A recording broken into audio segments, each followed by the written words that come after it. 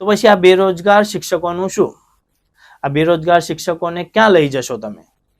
ઘણી વખત સરકારમાં બેસેલા લોકો અથવા સરકારને માર્ગદર્શન આપતા લોકો એવા નિર્ણય કરી બેસે છે જેને લીધે સરકારે ક્ષોભજનક સ્થિતિમાં મુકાઈ જવું પડતું હોય છે.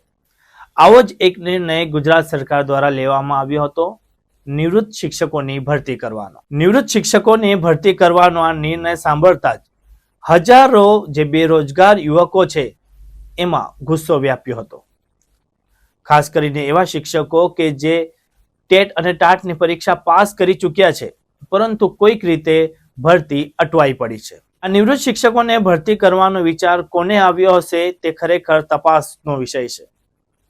નિવૃત્ત શિક્ષકો શું કોઈ દબાણ કર્યું હશે કે ના અમારે ભરતી થવું છે?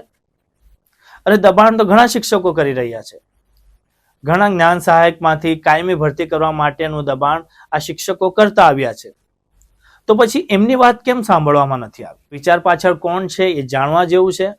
કદાચ નામ પણ સામે આવે કે આ ભાઈ આ સાહેબનો વિચાર હતો, આ અધિકારીનો વિચાર હતો કે આપણે નિવૃત્ત શિક્ષકોની ભરતી કરવી જોઈએ. તો પછી આ બેરોજગાર શિક્ષકોનું શું?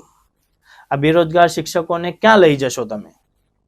શાળાઓ ઓછી થઈ છે, શાળાઓમાં ઘટ છે શિક્ષકોની, છતાંય ભરતી યોગ્ય રીતે નથી કરવામાં આવતી.